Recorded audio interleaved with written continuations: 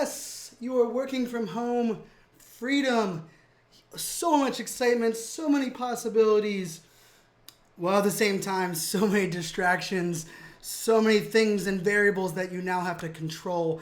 My name is Brian Fanzo, founder of iSocial Fans, and I'm a digital futurist, keynote speaker, podcaster, and I've actually had the luxury of working from home for two different massive chunks of my career. I worked for the US government as a government contractor, where I worked in a big enterprise company for 5 years, then worked from home for about 4 years, managing a team of 30 employees, before going back into work for a startup for about 2 years in the office every day, and then jumping into this crazy journey called entrepreneurship for the last 5 years, working from my house. And I have to tell you, I was diagnosed ADHD at 31 years old.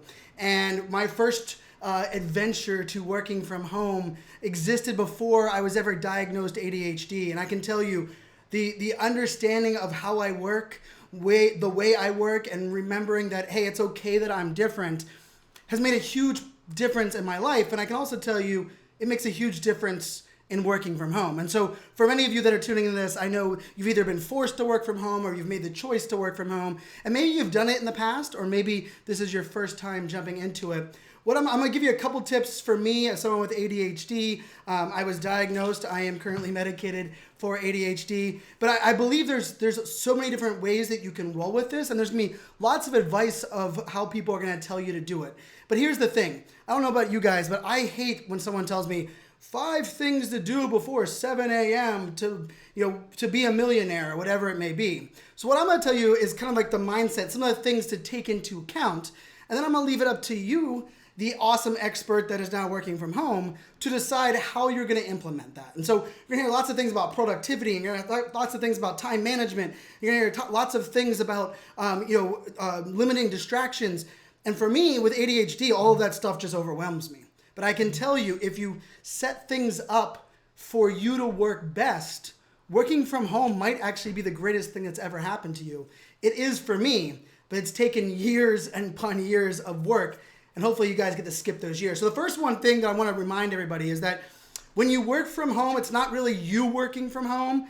It's your entire house has to be aware that you are now working from home. I have 3 young daughters, and when I first started working from home, they didn't exist. My daughters weren't born yet. And then my second trip, all of a sudden my young daughters were there and home, and my ex-wife was a stay-at-home mom at the time. And that was a big thing that we had to get over, because there's things that exist in the world. I talk loud when you're on a phone call, walking around. And so one of my biggest tips is that you have to manage expectations with your spouse, with your roommate, with your kids. One of the things that I did on my door of my office when my kids and the mother of that was home was I actually put like a note on the door and said, during these hours, I can be interrupted. Rather than just saying, hey, if I'm not on the phone, come on in. And I would give them a couple, like maybe an hour in the morning and an hour in the afternoon, that if they wanted to distract me or wanted to come in and see me, that they could do that. And it was really a big step, because before it was kind of like, well, yeah, come in whenever. And sometimes they come in, sometimes they don't. Sometimes you're in the middle of a train of thought. And so I think that's one of the things you have to remember, is that this is something that you are doing with everyone else that you share a space with. And it's extremely important to understand that. The second one is working from home can give you lots of benefits and lots of awesome opportunities. And I believe one of the biggest mistakes people make is they try to formulate a work from home process that is exactly the same as when you're in the office. And here's the thing, with no commute, with no boss, with no water cooler, with no sitting in a conference room for conference meetings, there's so many things that are different. You can't just take the way you worked in the office and easily put it into the way that you work at home. And so one of the things that I want to kind of stress is that you have to manage expectations. And so if you're a manager managing people work from home, you need to give people a lot of leadway when they're starting. Stretch out the deadlines, kind of put things out a little bit. If you are an employee and you're trying to understand how to make this work, we have a tendency, because we're working from home, to all of a sudden feel as though we can produce more things, we can accomplish more, because there's lots of less distractions. And the thing that will lead out to is not only burnout, but it will start to all of a sudden create expectations of what you can deliver that far exceeds your ability to be creative, your ability to be innovative, and let's face it, your ability to live and be a normal human. And so this is probably the biggest mistake. Actually, my girlfriend recently moving to work from home, because your work is always here in your house. Your laptop's right around. You can jump on your iPad. The interesting thing that people don't realize is and I believe everyone that's watching this video, you fall into this category. There's two categories. One category, when someone works from home, they see the freedom, and all of a sudden they become really lazy. They take naps, they watch TV all day, and all of a sudden they kind of, they can't figure out why they lost their job. That's not you guys. You wouldn't be watching this video if that was the lifestyle or the work ethic that you have as an individual. The part on the other side of this is we have a tendency when we're working from home to be so scared to be out of sight, out of mind, and we're so afraid to not be doing everything that we start saying yes to more things. We start shrinking our deadlines, and the funniest thing about it is we start working longer hours, or even worse than that is, we start working with our clients and taking on things because we believe, hey, we can just crank these things out. I can jump on the computer after work. And I will tell you, this is one of the things that it takes a while, especially if you're a contractor or an employee. When you're working in the office, the amount of distractions you have between the water cooler, people coming to your cubicle, the fact that you're going in and out to lunch, the long walk to meetings, all of a sudden the all hands meetings. I mean, think about how many total hours within your 9 to 5 that you actually work. And I'm going to challenge you. This is what I want you to do is think about that. And I want you to be honest with yourself. Write down how many hours do you actually work, like you're full in working. And the goal needs to be, interestingly enough, that you want to actually have those same amount of hours when you're working from home, especially at the start. Because the fact that we're kind of not in the office and we have the ability to pull our laptop, after dinner, the kids go to bed, we have a tendency to not only overwork, but to get burnt out easily. And honestly, this is the thing that I saw for a lot of people that worked for me, is they used to love their job. And they were so excited that they finally got to work from home. And all of a sudden they stopped loving their job. And I don't believe it had to do with the job, and I don't believe it had to do with work from home. I do believe it had to do with this unrealistic balance and manage of expectations. And I think that's something you definitely have to take into account. The other one thing here is that you need to take advantage of the things that working from home gives you, the opportunities for you to be able to move around the house, sit outside on your front porch, the idea that you can go to a coffee shop, you have all those freedoms.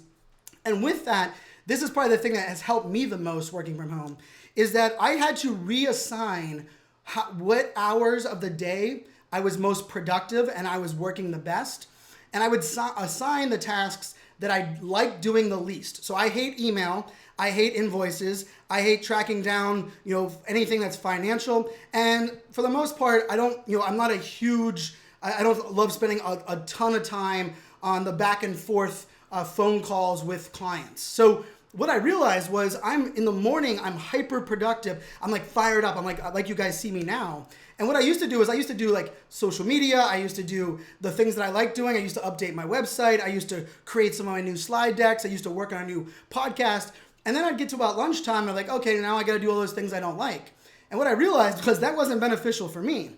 And the other piece of this is because working 9 to 5 was something that was forced upon you, you can now dictate and determine when you work best. And so one of the things that I've realized over the last year is that I work great between 9 and noon. I work pretty good between noon and 2. But then I struggle in those late afternoon hours. But then I am massively productive from 8 p.m. to midnight. And so what I realized was I'm going to start at 2 o'clock. I do the things that I need to do in that day. And at 2 o'clock, I will take a nap. I'll watch Netflix. I'll go to my daughter's school. I will enjoy my 2 till 8 p.m. And then I'll jump back in and knock out 3 or 4 more hours of work.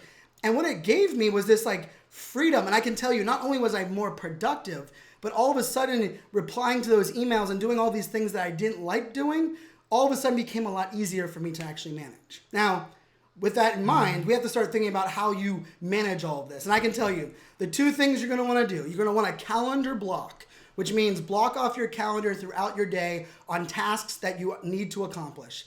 The other thing is you want to use the alarm on your phone. For me, this is a big deal working from home because there's a lot of times I'll get working on something and all of a sudden time will disappear. And that happens a lot more at home than than it does in the office, because there's things that happen, like all of a sudden it's 4 o'clock and you know that your boss is when your boss leaves at 4 o'clock. So then in your mind, you're like, oh, that's 4 o'clock. Well, when you're working from home, there's none of those triggers. Like all of a sudden the sun's going down. I'm like, oh my God, it's 8 o'clock. I've already been working. And so you want to run that time management. And what I like to do is I assign amount of time that I believe this task is worth of my time. And I set an alarm. And when the alarm goes off, I don't immediately stop. But usually what I end up doing, I'm like, okay, I spent 8 minutes creating that graphic. That's about time. Let me wrap up this graphic and download it. And then I move on to the next task. And I think that's an extremely important piece. Another piece that I'm going to tell you guys, and I'll kind of give you like 3 more tips here. I know with ADHD, it's hard to stay focused on everything that's going on. Another one of them is, I call it screenshot awesomeness. But this is one of the things that I really worry is that, one of the biggest concerns that you don't even realize you're doing it is that when you're out of sight, out of mind, when you're working from home and your boss can't see what you're doing, your coworkers can't see what you're doing, we have a tendency to either get nervous and scared and work more hours, or we have a tendency to really feel uneasy. And one of the things that I noticed, especially with those that worked for me, is that a lot of people, when they start working from home, they don't have a sense of completion or accomplishment at the end of the day. And so I think it's really important to give yourself a list of things that you have to do in that day, like that are high priority, and then check them off as you go. I write them actually on sticky notes that happen here. You also want to have a formula for understanding your lists, your calendar, and it can be whatever makes the sense for you. Like you can see, I use my board over there. Oftentimes, if something is stuck in my head and it's not allowing me to do work, I'll just go over there and brainstorm, and sometimes this entire wall will be filled with those papers, and I just get it out of my head. Then I get back to working, and then whenever that task comes up on my calendar for a priority, I jump back into it, and that's a good way of doing it. And that piece that I said, screenshot awesomeness, is that every time something good happens, every time you get an email that someone says you did a good job, every time a client sends you a message back on social media, or you get a phone call, screenshot that and put it into a folder.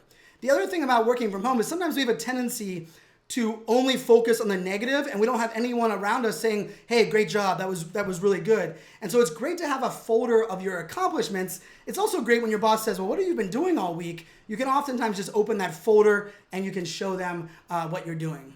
The other thing for me is I'm a master procrastinator. And what I determined was the only way that I could get over my procrastination at home was to incentivize myself.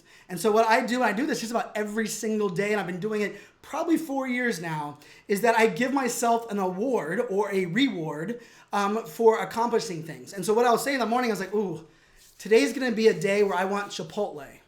And I looked down on my list and I'll circle 4 things. I'm saying, you know what, Brian, if you get those 4 things done by 1 o'clock, you can go get Chipotle today. But if you don't get Chipotle today. And there's plenty of days that I don't get Chipotle.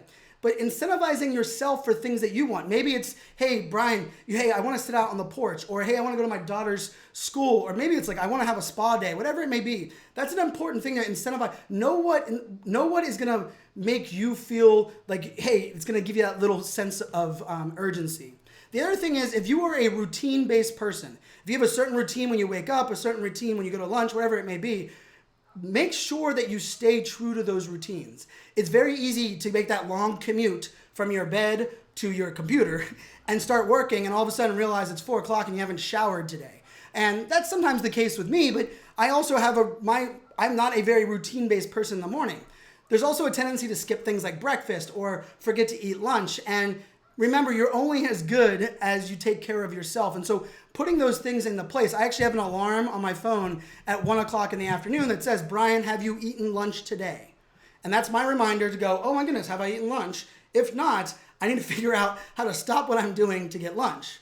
And with that in mind, I'm going to give you my last and final tip when it comes to this kind of piece is be flexible in your time, be flexible in forgiving yourself on what you accomplish, but also get out of the house. Especially if you have roommates or a spouse or children. Because here's the thing, I like to get out of the house 3 times a week, every single week, to either get coffee at a coffee shop or eat lunch in the restaurant. Not just going out and bringing the lunch back here. We have a tendency to do that. And part of the reason is the walls around us, they start caving in and it gets very overwhelming, and all of a sudden your work and your home is the same, but your kids are going to come home, your spouse is going to come home, and they're going to be so excited to get home. You're going to be so excited to spend time with them, but the last thing you want to do is sit in the same four walls that you've been spending 8 hours a day every single day for. And so it's one of the things that I mandated for my team that worked for me, is I actually put it in their budget, that I was like, you must go out and eat lunch and sit at that restaurant. Part of it's just the fact that you have people around you, and it kind of works really well.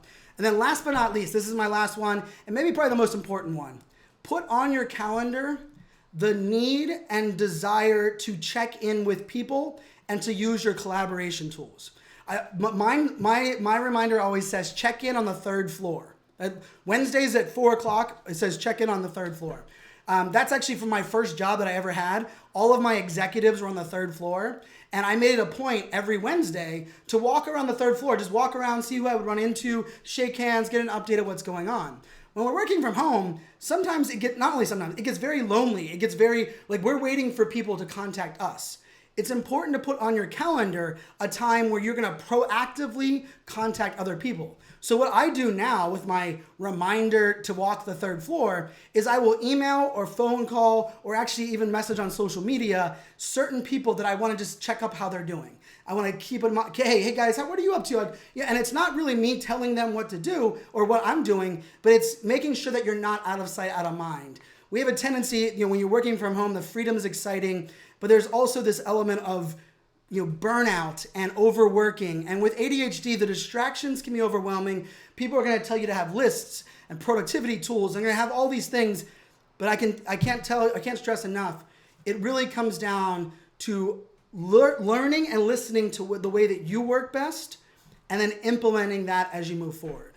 I'm going to do another video in the near future on self-awareness and the role of self-awareness for working from home, especially if you have ADHD. And I'm even going to tease you guys a little bit about how I use a time-lapse camera and how I took detailed minute-by-minute notes over a 2-week period that really helped me be more productive. But for now, that's what I got for you. Hopefully you guys took some value of this. Remember, it is fun, it is freedom, but we do have a tendency to be overwhelmed by what everyone's telling us to do, and we have a tendency to forget the freedom that this is enabling.